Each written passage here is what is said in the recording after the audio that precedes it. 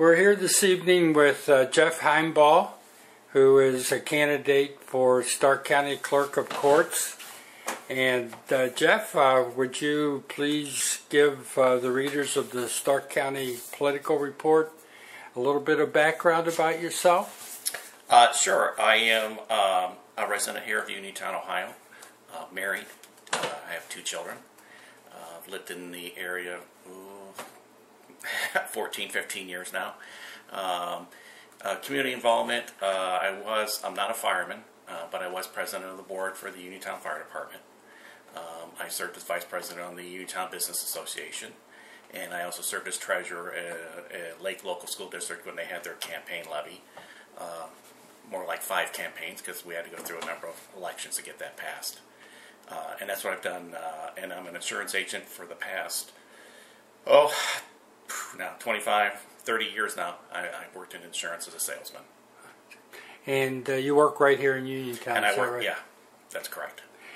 And now, as I recall, have you run for township office I at all? ran for 2 offices. I originally ran for school board, and then I did run for Lake Township trustee. What years were those, do you remember? Best you can remember. Well, let's see. What is this? 2000. I want to say 2008 and 2004. Okay. And what kind of experience was that for you, running for those offices? Not anywhere near what I thought it would be for the county level. A whole different ballgame. Okay. Obviously, in local level, you can, campaign signs, door to door.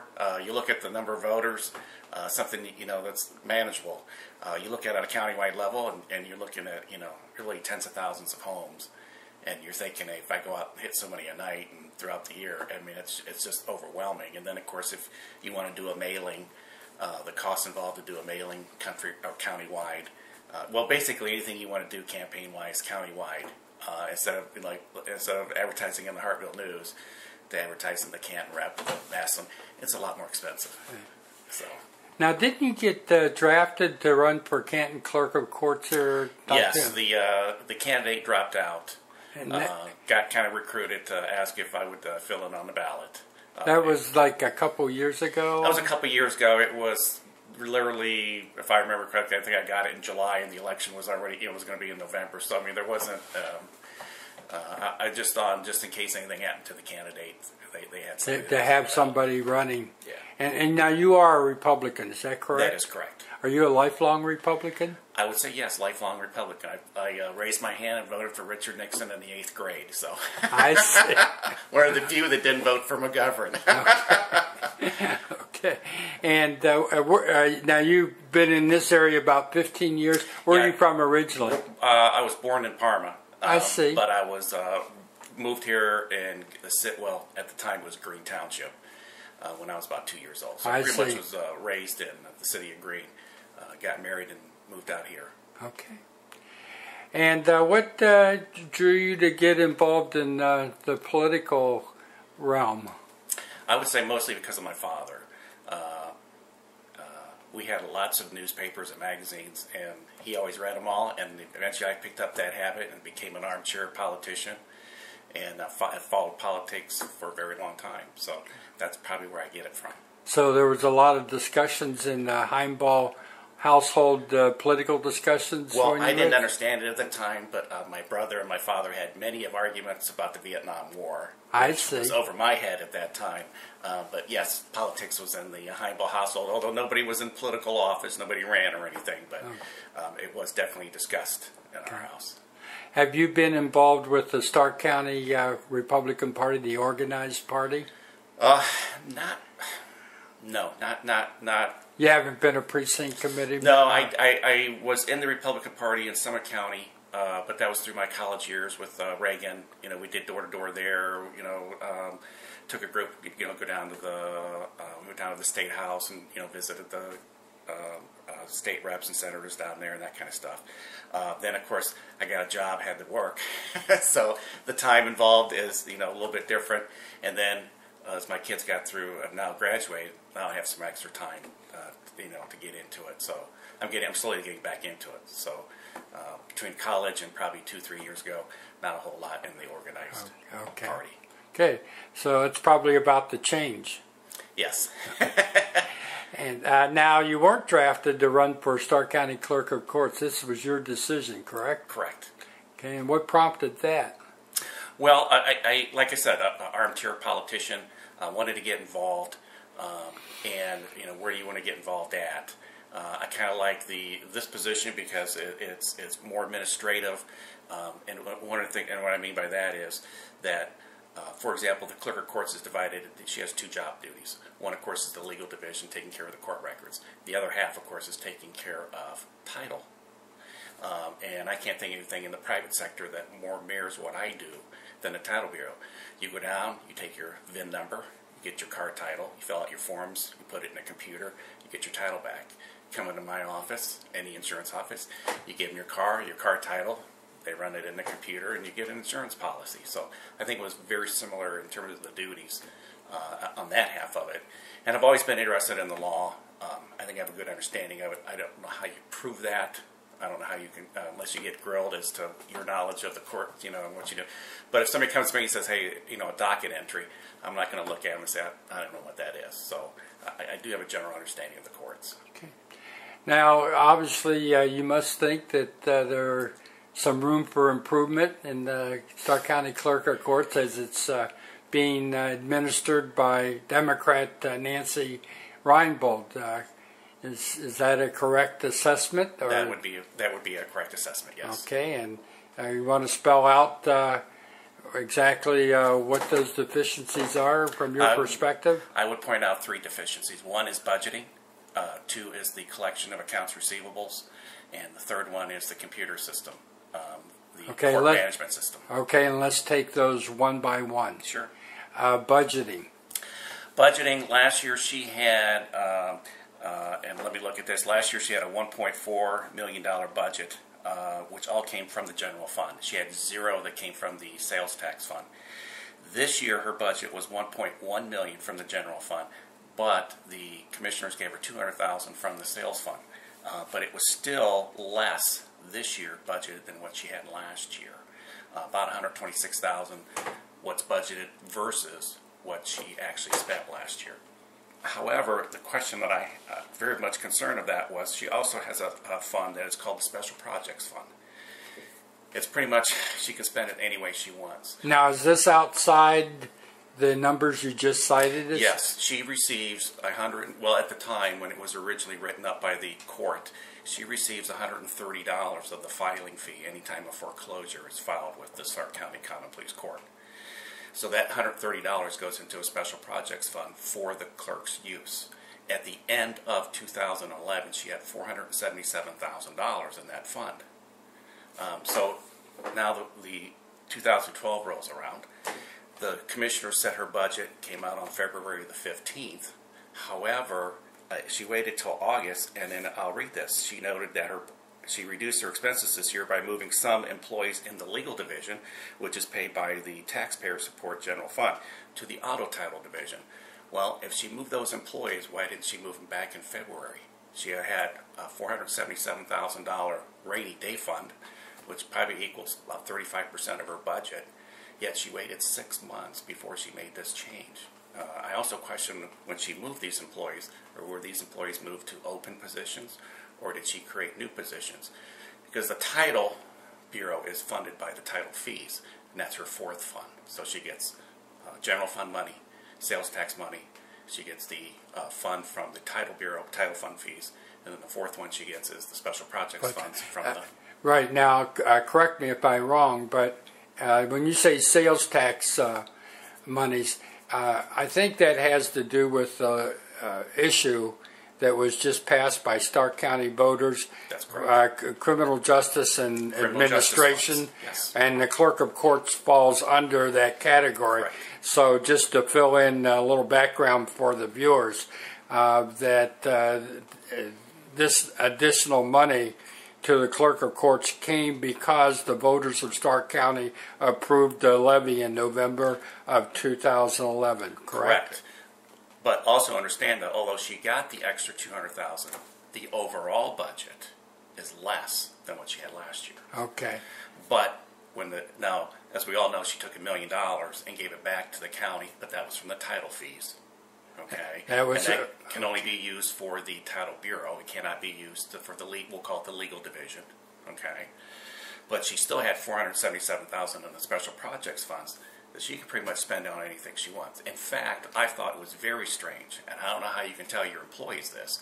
Last year, although she asked her employees to take a 20% discount, she spent $58,000 to hire temporary help. So I don't know how you can tell your employees, I don't have money, I need to cut your income by 20%, and then turn around and hire a temporary agency and pay them $58,000 to bring in temporary help. Are you saying that she could use some of that special project fund money to cover salaries? And she's already doing it for 4 employees. Okay, and so there's no reason from your way of thinking that she couldn't extend that. She couldn't. Now her argument was last year she didn't want to spend that $477,000 because she didn't know if the sales tax would pass. Okay. If it didn't pass, she wanted to save it for next year.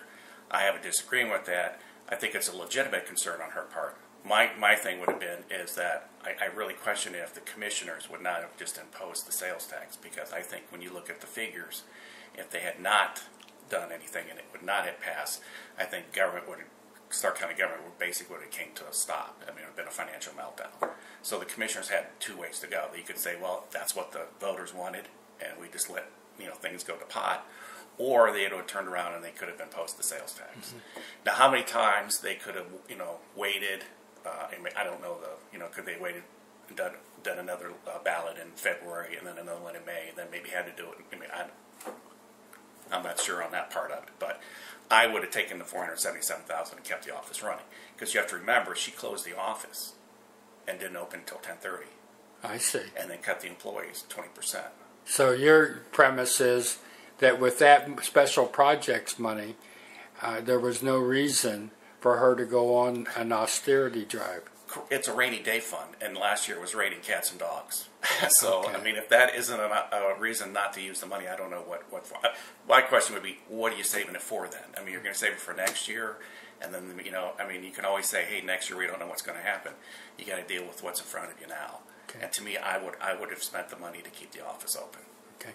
Now, the special projects fund money, is that over 1 year or is that cumulative? The $477,000 is she spent in 2011. That $477,000 is after she spent $77,000 reimbursing 4 employees and spending the $58,000 to hire temporary help. So in effect, her total amount that she had for the year, $58.77 plus $477, wherever that comes out to. So she had another $120,000 on top of the $477. So she really probably had close to $600,000 if she had not spent anything. In the special project fund. In the special project fund, she probably would have had close to $600,000. For 1 year? She collected that in 1 year? No, that is cumulative, and then it just gets reduced. Well, it gets reduced by whatever she spends, and then it also increases based on how many foreclosures are filed in Stark County. Okay. Do you have any idea of how much of that was for the last year that was collected? In how much was collected? Well, obviously, with the number of foreclosures that are happening countrywide, not just Stark County, I am sure that fund has been up the last couple of years. Right. So, okay. I mean, I'm sure there's a lot more funds that she's received than she has in the past. Okay. Anything else on budget? Well, I'll follow up with that budget. I have another issue with that budget, but we'll hold that for later. Okay. Well, okay. I'm ready to move on to that if you are. Okay. Yeah. Go ahead. The second issue then would be the collection of the accounts receivable, which is the unpaid court costs, fines, and penalties that is collected by the clerk of courts. Okay. Is this the second problem you see with the operation of the clerk's office? You called it collection. Yes. And when we talked a little earlier in this interview, is that where we are?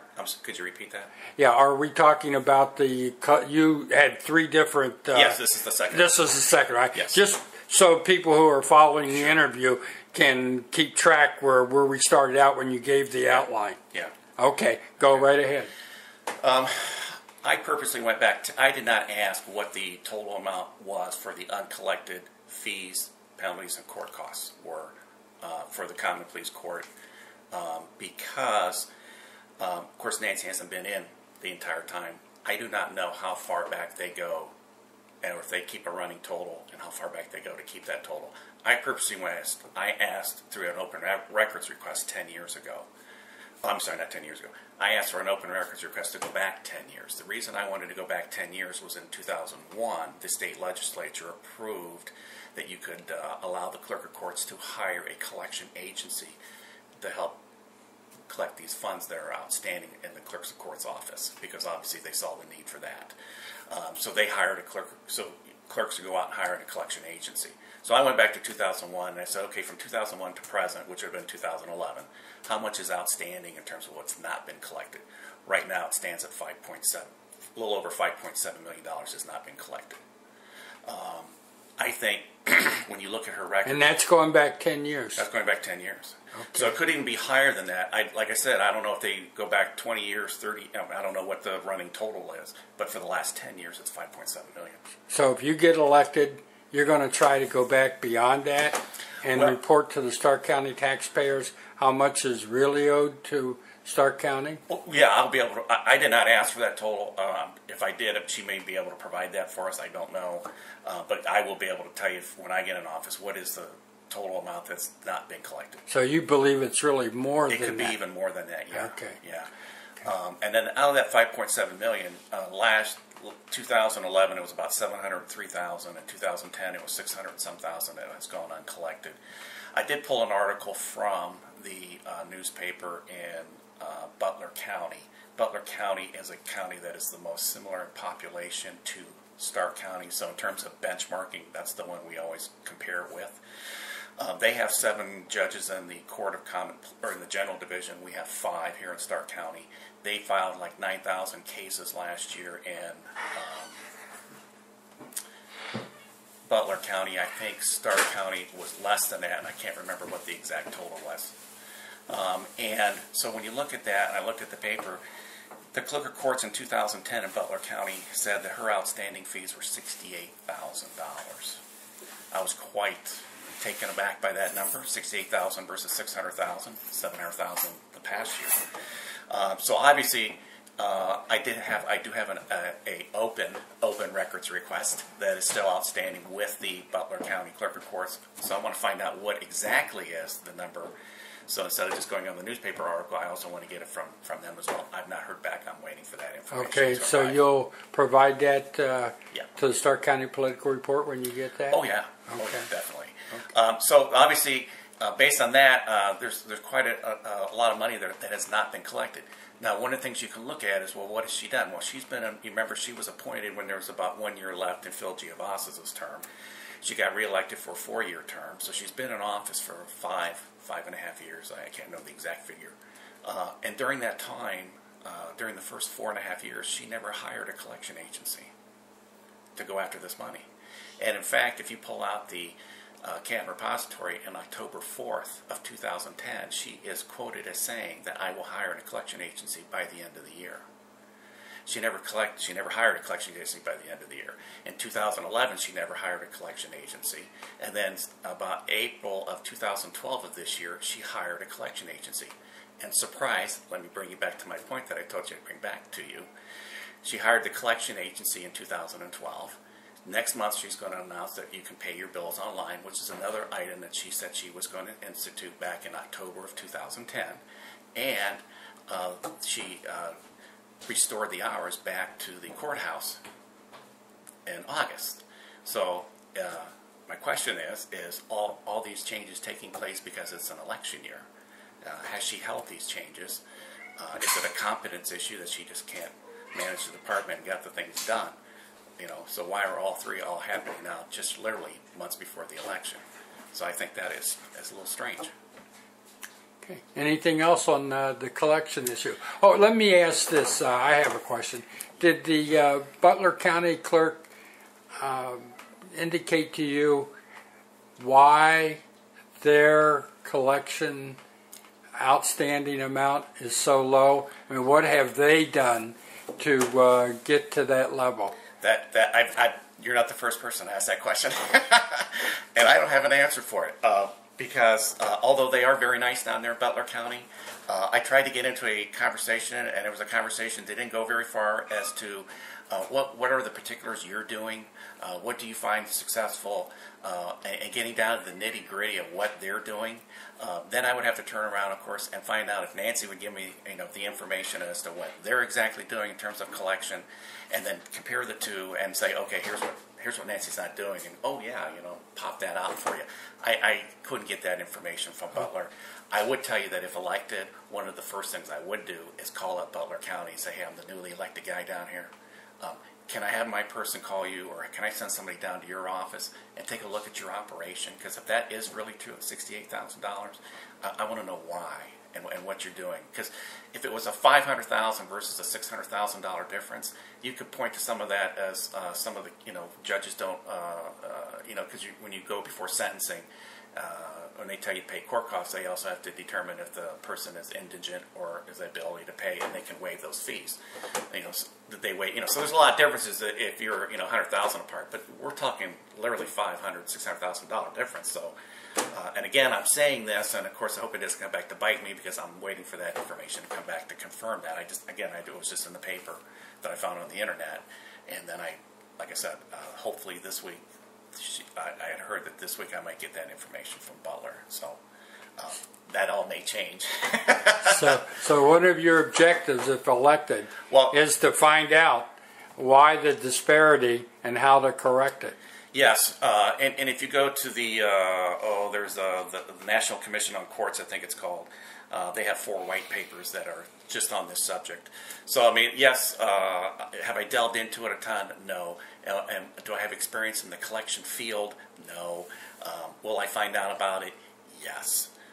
I think it's a matter of putting priority on it. Again, if you're in office, you wait 4.5 years to even hire a collection agency, you're not paying attention to the problem, and you're not putting your resources into it. You're just letting it slide. And I think, and if there was an election, my question would be, would we even still have a collection agency to help out? Your third issue. Third issue is the computerization of, it's called the case management system, which is the computer system that the clerk of courts uses to keep track of all the records for the courts, including domestic. In Stark County it's called the family court, and the common pleas level. Probate has their own, so we wouldn't cover the case management system through the probate. Stark County is one, I think, of 3 courts in the entire state that operates their own in-house case management system. The other one is Franklin County, and I think Crawford County is the third one. Franklin County, of course, is probably 10 times the budget we have here in Stark. They're flush with money down there, so they can run their own system. My question is, originally what happened was Phil Giovassis, the former clerk, received a grant, I think it was $1 million, to institute a court management system. The problem with that is technology gets old, and we have to upgrade that. The other thing is we have to maintain it, and we're maintaining it with, I just don't think Stark County Court is big enough to maintain and run its own software program. Stark County shouldn't be in the software business. 53 of the 88 common pleas courts use a commercial available product called CourtView. Why aren't we using CourtView? When I talked to Butler County, they said they couldn't give me the exact figure at that time because they were upgrading CourtView, like going from like 2.0 to 2.5. They were estimating $40,000 to $45,000 a year to lease that software program for Butler County to use. Okay, Stark County has 2 programmers on staff that's costing, with benefits, approximately $143,000 a year, okay, to maintain that system. Combined, okay. In addition, you'd like to know, we also have a third employee, but that employee is an independent contractor who we contract with, who is a former clerk of courts employee who lives in Las Vegas, Nevada. Speaking of upgrades, Stark County is going to institute e-filing, which will allow attorneys to file by email instead of running down to the courthouse and filing the fees with the courthouse. And of course, when's that going to happen?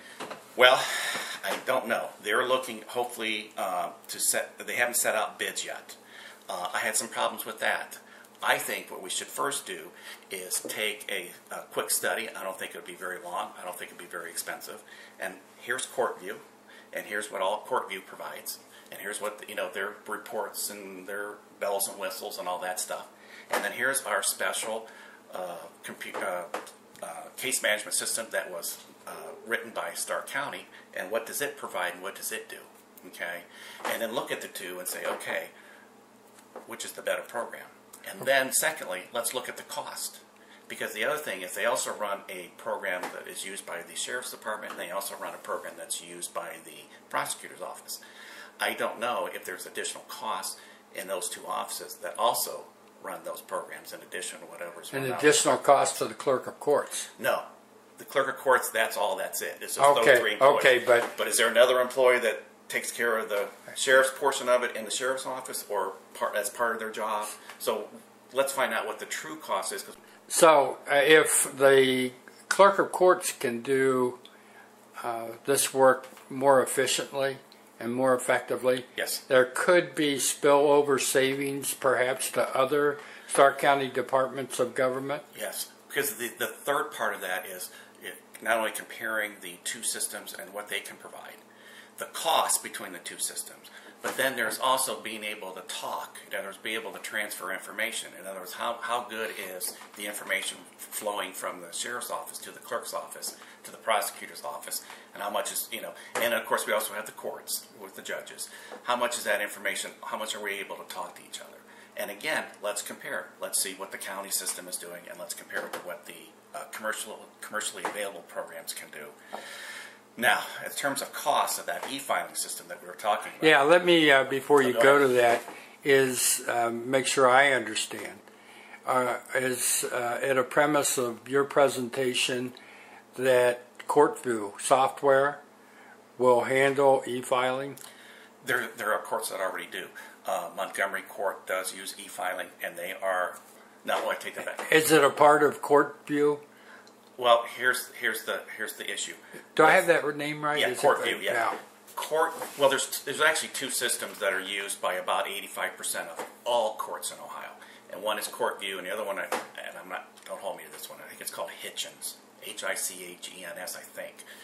And about 85% of the courts use one of those two programs. Okay, but on the common pleas level, Courtview obviously is the 53 out of the 88. On the municipal court level, Hitchens is actually used more on the community court level than Courtview, but on the common pleas level, Courtview is used more than Hitchens. If you go to their website, they do have a module that you can buy if you want to do e-filing, or you can use other vendors. So what I don't know is, for example, Delaware County has e-filing. Okay, Dayton, and I can't remember Dayton's name, county. Montgomery County right. Also has e-filing. Montgomery County and Delaware County use Courtview. What I can't tell you is if they bought the package or the module from Courtview for the e-filing, or if they use another vendor, but they do have an e-filing system. Do you know what that package costs?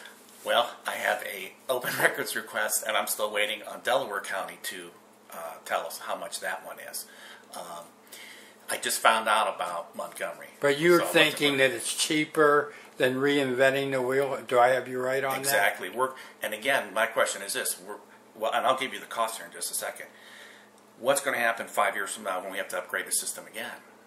And something else new comes along? Stark County is going to have to produce, or is going to have to cover that cost. We're not going to be able to spread it out. We can't go to Courtview and say, hey, there's 53 courts, and we have this new thing that the Supreme Court has come down with, or the state legislature has come down with, and now there's this new requirement we have to do. Okay, can you put it in our system? Courtview does it, and then again, the cost is spread. Stark County, we're going to have to hire our own programmers outside, come in, and we're going to have to make changes, just like they're doing now with the e-filing. The judge in the e-filing said that, according to her, Montgomery County was going to cost $750,000. Oh, I'm sorry. The judge said that in Montgomery County it costs approximately $750,000 to institute e-filing. When I was with the Canton Repository Editorial Board, Nancy said that their estimate now is $1 million to institute an e-filing system in Stark County. So again, if they institute that before I come into office.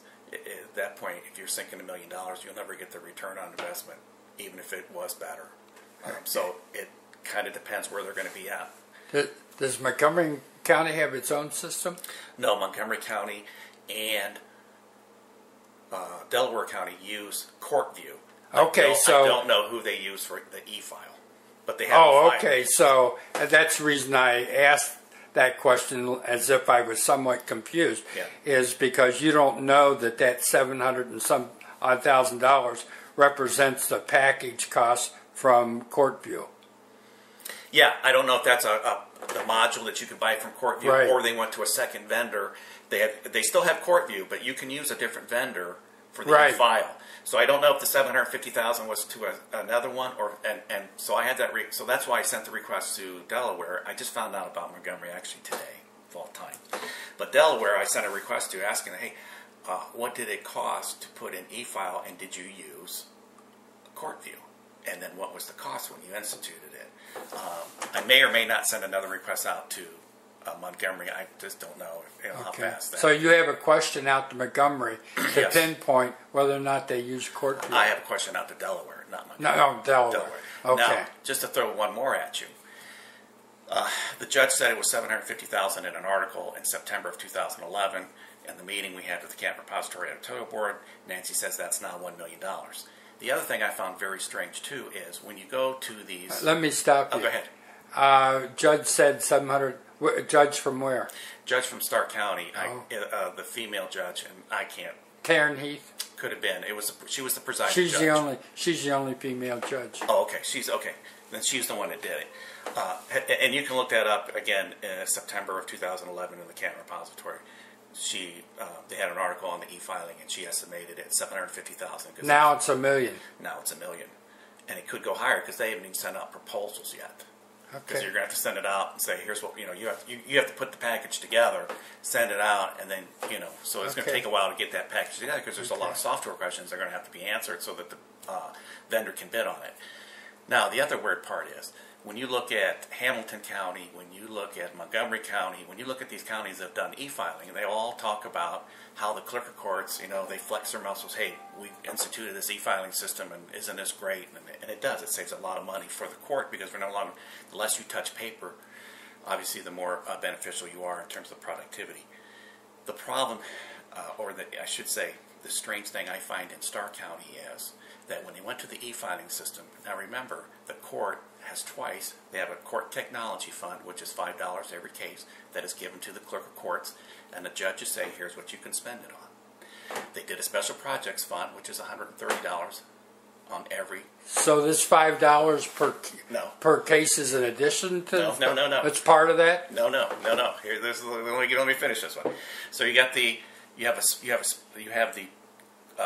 technology fund for the clerk of courts. Okay, $5. I think it's every case. You have a $130 filing fee that's paid when you file a foreclosure action. That is designated by the court that says you give this money to the clerk of courts, and they tell you what you can spend your money on. Okay. Then when they came to the e-filing system, which is $50 a case, okay, that money doesn't go to the clerk of courts to institute an e-filing system. They held the money. She's in charge of the committee. The judges are running it. Now Nancy sits on the committee, I'm sure. Okay, but why isn't the clerk of courts running? So you're telling me and the readers of the Stark County Political Report that Stark County Common Pleas Court judges are going to institute and run the e-filing system? Well, I don't know about operating it, but instituting it, programming it. And remember, the criminal justice information system is run by the clerk of courts. Okay, the e-filing is going to be connected to that system. It's going to be in conjunction with that system. CJIS, C-J-I-S, yeah, right. So why isn't the clerk of courts on this most important program that's going to be part of her system? Why isn't she in charge, and why isn't she running it? I mean, I think that speaks volumes about what they think of her management level to be able to run $1 million project. That the judge said no. The money's going to stay with the court. She's head of the committee. Now Nancy sits on the committee. and then she's going to run it and determine, hey, here's the vendors, here's what we're going to send out, and here's what we're going to do, and here, Clerk of Courts, when we're done, I'm going to hand it over to you. Why isn't the Clerk of Courts doing that? It's their system.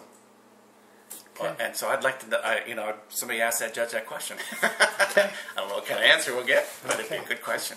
Okay. Now, if you become Clerk of Courts, what's going to be your hiring practice?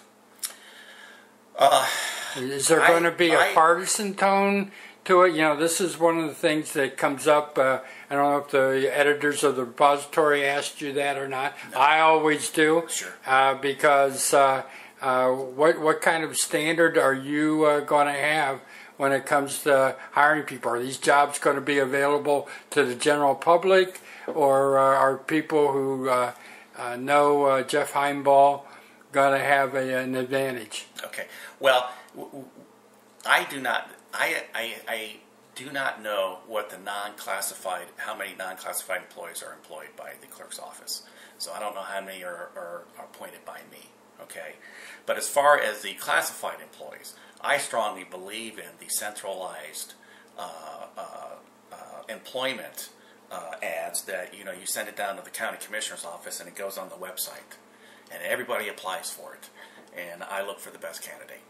I don't know why, if somebody's looking for a job, they have to, and maybe they're a secretarial job, that they have to click on the engineer's office and look and see if there's a hiring there. Then I got to click on the auditor's office. Then maybe I got to click on the recorder's office. They're really, and this is not something I came up with. Obviously, it's been recommended before, but I believe that the county should have a centralized database that says, here's the open positions, and I'm going to send them there.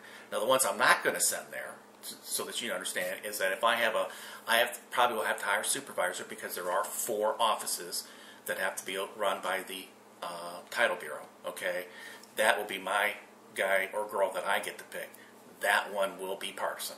Okay. Okay, and that's a non-classified position, and of course that person won't have a job when I'm not there. So just like the people that are there now understand that if Nancy loses, they probably won't have a job. So. Are you already mulling over who that might be? Well, surprisingly, I have not heard. I'm new to this, at least on the county level.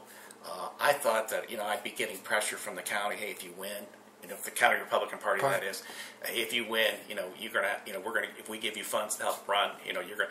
I haven't heard one iota from the county chairman that if you win, you have to understand that we get to put one person or something like that. Haven't heard a word. And since I'm just really new to the county Republican Party, I don't have the history, so to speak, to sit back and say, oh, this family or this person's been involved in that. I'm not in the in crowd, I guess you can sort of speak, of the Republican Party. So I'm going to be pretty open to. Obviously, it's going to be a Republican, but I'll be pretty open as to. Well, but if you do get elected, you will be part of the in crowd. Yes. And how much influence? Well, if the party chairman does come to you and say, Jeff, we supported you, we got you elected. You need to do this for the Stark County Republican Party. What's going to be your reaction? My reaction, the same thing. I'll tell you. I'll take any candidate you want to send out. If it's a classified position, you're going to go down to the commissioner's office, and they can send in their resume, and I'll take a look at it. If it's going to be the non-classified position, which I think maybe there might be 2. There might be a non-classified for the legal division, maybe a non-classified for the title bureau. Then I'll take it under advisement. I don't owe the county Republican Party. When you look at these races, the sexy races, of course, are the prosecutors, maybe the sheriffs, the commissioners. When you get down to recorder and the clerk of courts, that's not a high priority for the county party to dump a ton of money into. So there's not going to be a whole lot that they're going to be able to come back and say, hey. And I don't expect that person. I think if they wanted that, they would have told me by now. So you pledged to the voters of Stark County that other than your top job, partisanism is not going to play a factor? No. Did I state that correctly? You stated that absolutely correct. Okay. Now let me go back to prior part of our discussion tonight, and the Stark County Commissioners approving the independent contractor. Yes. Have you contacted the commissioners about that and asked questions why they were willing to do that? Well, remember that was on the recommendation. This person, as my understanding, has left the left Stark County employment, I think in 2008. So this is not a new contract that says, hey, we're rewarding this guy. This has been going on now, what, 4 years, 3 or 4 years now. So this isn't like a new contract that the commissioners had to look at. The second thing, when these commissioners get this is coming from the clerk of courts. Hey, this is the person we need to operate our system. Okay, and I'm sure as commissioners you're looking at that and say, hey, well, this guy's been here for 3 years. That's $85,000. It was $85,000 a year before that, and it was probably $85,000 a year before that. So they probably just looked at it and said, okay, this is what you need to run it. Maybe something specialized or something like that. But I don't think they know when they approved it that this was a former employee. Okay, they do know he lived in it was all of Las Vegas, because I can email you the on their. Not budget, on their minutes, where and you can get a copy of the contract. I got a copy of the contract, so they do know it was out of state. Now, whether or not any of them knew that person lives in or was a former county employee, maybe Janet might know, because she's obviously been around a long time. But I can't. Did this happen recently, or is it back in 2008? They approved that contract each year. Each year. So in January. Okay, so it would have to have it's renewed each year. Been done under under the present Board of Commissioners, because, as you know, Stark County Political Report is at nearly every Stark County Commissioners meeting. Yes. And one thing I hear on a repetitive basis is looking out for employing Stark County-based people. I know. And so you don't have an explanation for this. Well, I don't. My question is, if the county, would the county commissioners say no to a office holder who said, "I need this person to run it"? Now, what this. I have to be careful here. What this person's skill level is in terms of what he provides the clerk's office, I do not know. I do question this. If this guy has this particular skill level set, when you go on the internet, you can't find. He doesn't even have a website. So are we his sole customer in Stark County? I don't know. My other question would be, if he's just this one person who's providing this, is what happens if this person gets sick? And let's say he has his gallbladder out, or you can take your pick of what happened. He's off for 6 weeks. Who's going to pick up his work?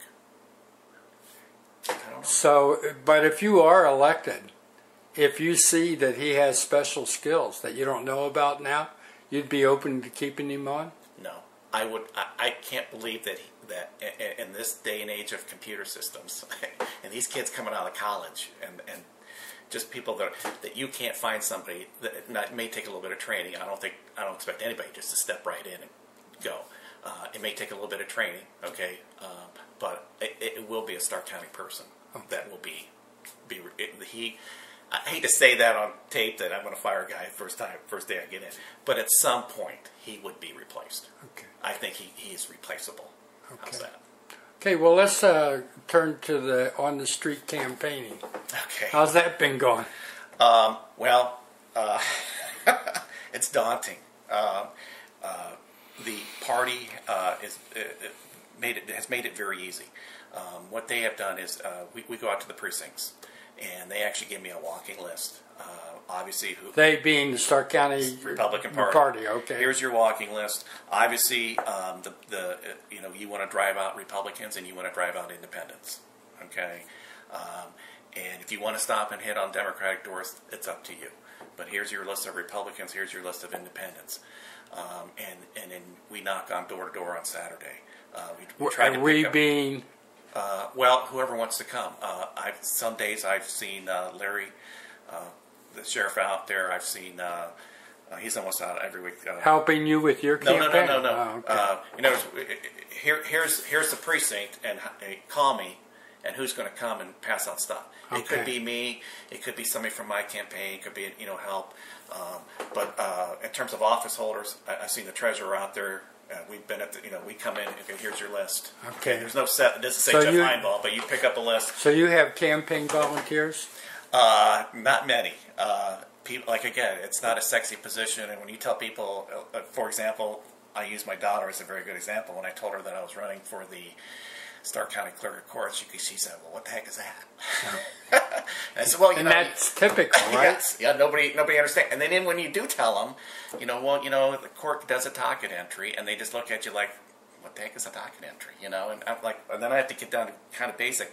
We keep the records. Mm-hmm. Okay, everything that's filed with the judge, we keep those records, and so a lot of times I spend most of my time trying just explaining the position, let alone before I can get to why you vote for me. Because most people, like I said, it's not a position that is, and it's hard to fight through because we got a presidential election, we got the state offices, we got the countywide offices, and so it's trying to break through is difficult, and I just don't have the I can't raise the $40,000-$50,000 that you need to really run an effective countywide campaign. I did pull, and it's very interesting because Franklin County has the campaign reports online, so you can actually pull them without having to do an open records request. And I pulled up the clerk of courts that ran last time in Franklin County just to see an idea. And he raised $13,000, and he actually worked at the Ohio Supreme Court. So I thought, well, this guy should be in. He should know a lot of lawyers, and because that's the other part is the people to give you money. Obviously, if you're running for prosecutor, you got lawyers that are going to obviously want to contribute to you. But when you look at the clerk of courts, there's no natural constituency, so to speak. I don't think lawyers, as long as you're doing the job, lawyers aren't going to get too excited about who the clerk of courts is. Right. Well, so there's no constituency that you can go to and say, okay, let's hit this one or let's hit this group, and so fundraising's very tough too, huh? Very tough. It's fundraising, I think. Now I look on the Democratic side, of course. I'm kind of I don't know if I want to say jealous or envious, but they go. You see, local union number, 19, and this local, and this local, and this, and it's just, they just go down the list of unions, and they get their, they get a lot of campaign funds. And I look on the Republican side, I'm like, well, where's our, unions or whoever that we can go tap to, and there isn't. So you really are dependent upon personal relationships, and who hopefully 500 people, you can send out 500, invitations, and if you're lucky, get 20 people to show up at your event and then contribute money. And it's hard. It's very hard. I mean, I feel I'm known here in Uniontown, but outside of Uniontown, who am I going to hit down in, south of Canton? I mean, there's no constituency for the clerk's office. Well, I've run through a lot of questions with you this evening. Anything that I haven't asked that you want to address the voters of Stark County with? No. Those three issues that I raised are the three issues that I would zero in on once elected. Trying to get the judges maybe to hold off a little bit before they institute that project, so we can look at if that system's really the one we want to continue with because once we institute that e-filing system, whatever system we have, we're going to be stuck with that for the next 10 years. Okay. Second issue, of course, is I'm going to be calling up Butler County if those figures hold up and say, hey, what are you doing down there? Can I send a person down there for a couple of days and see what you're doing? If we can't do it by phone, and I'll take the money out of the Special Projects Fund and send the person down there if it's me or somebody else. And of course, then the third issue is budgeting. I don't know why you wait 6 months when you're not opening until 10:30 in the morning to wait 6 months to make that what I think was a political decision, just really 2 months before the election to restore office hours. Because she said, it's funny because she said she cut expenses on that, and when you look at her expenses and her personal, when you go to the comprehensive report by the auditor's office and you look at personal services and what she spends on everything else, it was like $16,000 she spent in expenses, but yet in the paper she said she cut expenses. Well, that's not going to cover her. So she everything she talked about, you could have been done in February, but she waited till August to do it. So. Okay, well, thank you very much, Jeff Heimbaugh, for being on the Stark County Political Report, and best wishes to you in your race. Thank you.